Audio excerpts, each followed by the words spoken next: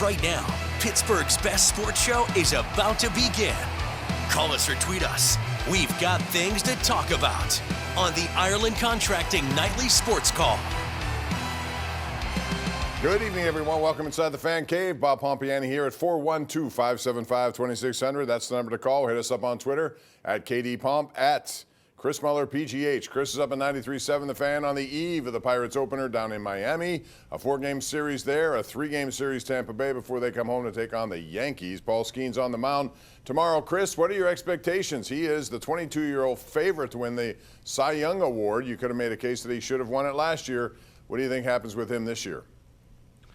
I think if he stays healthy and makes 30-plus starts, he's going to win it. I think he's the best pitcher in baseball. I think he's an unbelievable, rare talent that people here should be, and I think are, incredibly excited to watch. I think you have to take into account that you don't see guys like this come across every day or even every 10 years. I think he's that good. You're watching somebody that if he has a healthy, lengthy career, is probably going to end up in the Baseball Hall of Fame. Like, that sounds absurd after 1 year, but I just do not really see any scenario where big league hitters on any steady basis adjust to this guy. I think he's got way more answers for them than they've even tried to pose questions of him. And so I think he's going to be incredibly dominant every fifth day for the Pirates. I think so as well, and I think he'll keep him in every single game he pitches, with a rare exception. And the question is how many offensive runs can they produce when he's on the hill, because I can also see a scenario where he has a lot of no decisions. You see our KDKA.com Connect poll of the night is simply this: will the Pirates win over 76 games this season? I think they will, but barely. I still think the offensive woes will certainly hinder what they're trying to do here, because they didn't do much in the offseason. Do you go over or under 76 for yourself personally, Chris? Right now, I'd ultimately go, I think, under.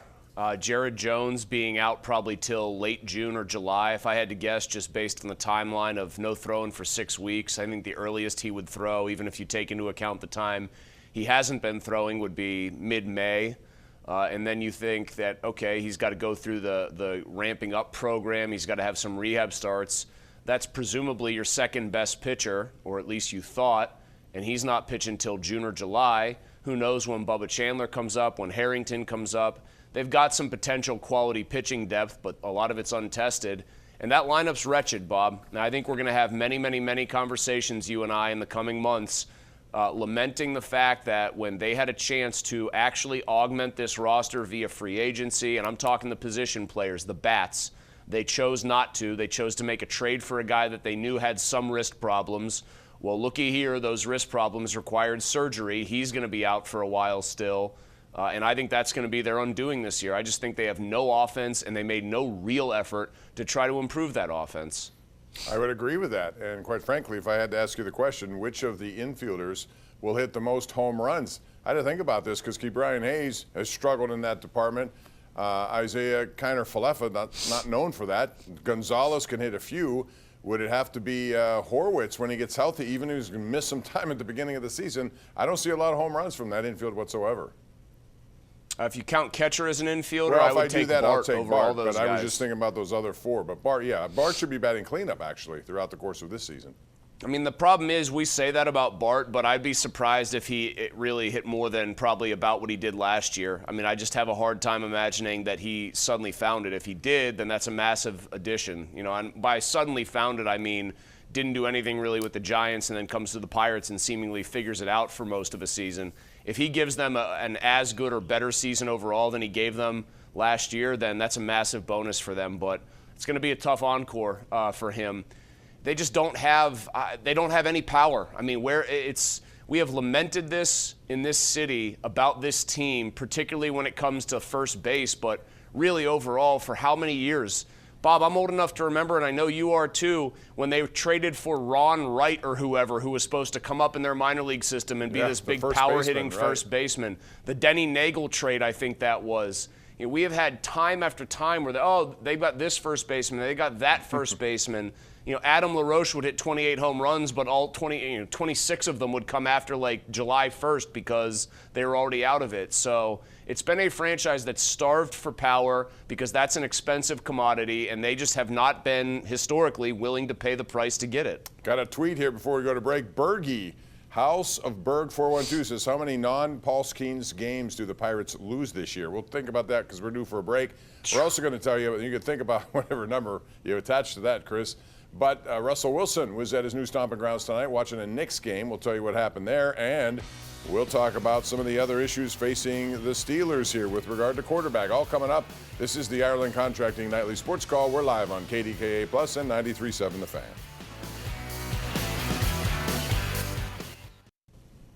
Here is our Xfinity Mobile tweet of the night. These are the Pirates starters for the first series. You'll see Paul Skeens on the mound tomorrow. Then it's Mitch Keller on Friday. Bailey Falter goes Saturday, and Andrew Heaney goes Sunday, which means Carmen Mojinski, I guess, would open up the series in Tampa. It also means to me, Chris, that we're not going to see Paul Skeens in that opening series against the Yankees unless they do some creative managing there with, how many days off certain guys get. I'm trying to think. So they've got 7 games. So you figure Skeens pitches the first game, Skeens pitches the 6th game. Then there's the 7th game. Then there's a day off. Then there would be 2 more days off. So that would be 4 days of rest, typical rest for Skeens. And then he could, right, unless I'm counting this crazily, pitch the final game of that Yankees series. I'd like to see that. I think this early in the season, though, I wonder if they're going to be careful with, not putting the extra start on him so early. I would bet that they're going to try to play the long game here, although I think it would be tempting for them to try to sell. It's going to sell a ton of tickets, that series, I would think, no matter what, because it's the Yankees. But, yes, you'd like to have him against the best of the best over there with Aaron Judge and have that kind of matchup for baseball. I would like to see it. But home opener starter. I'm sure he's a homeowner, too. He's probably making very good money in the bigs. But home opener starter Bailey Falter does not exactly have an electrifying ring to it, does it? Not against that lineup. But maybe Skeens will be saved for Monday because they have the Cardinals after that. And, of course, division games do matter more even this early in the season. Let's get to the phone lines. They are busy tonight at 412-575-2600. Fred in East Deer. Hello, Fred. How are you? Good. Go ahead, Fred.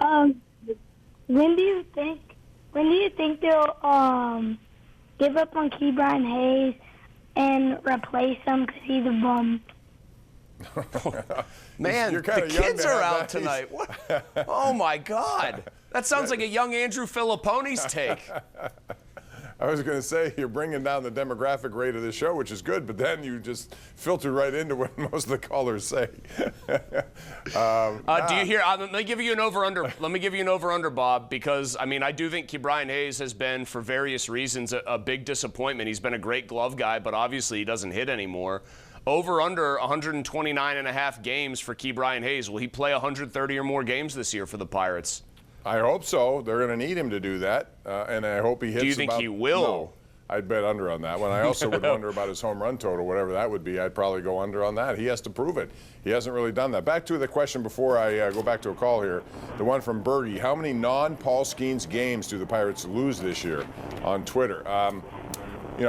That's hard to say because you wonder how many games that he won't get to win because he may get a no decision kind of thing, but again, I'm sticking to 78 maybe for the grand total, so I don't know what that means. So here, I've got this. It's okay, so let's figure they got 162 games. Let's just say, to make it an even number, he starts 32 of them, which I think is the question, right? So take 32 Skeens starts off the board, you're left with a 130-game season. How many of those games, what's their record in those 130? Oh, boy. 65? If they go 60 and 70 in those starts, or in those 130 games, and then you give me, 32 Paul Skeens starts, I think they'd probably have a winning record because I think they could go 22 and 10. Realistically, if you want to have a winning season, though, you probably need to win 63 out of the 130 or so games that Paul Skeens is not going to be your starting pitcher, because then I think you've got a chance to win 84, 85, 86 games, and as we know, that would actually be enough to probably get you into the playoffs. And as we also know, if you just spent a little bit of money in free agency and made competitive moves in a pretty weak, wide-open division, you'd have a very real chance to overtake teams like the Brewers, the Cardinals, etc. Frank in Pasadena is on the air right now. Hello, Frank. What's going on? What's going on, guys? How you doing tonight? Good. Right. All right. Hey, for me, trying to find ways to stay optimistic about this group, I think one thing that's not being talked about enough is the manager. I don't think Sheldon is a guy that inspires confidence in the group.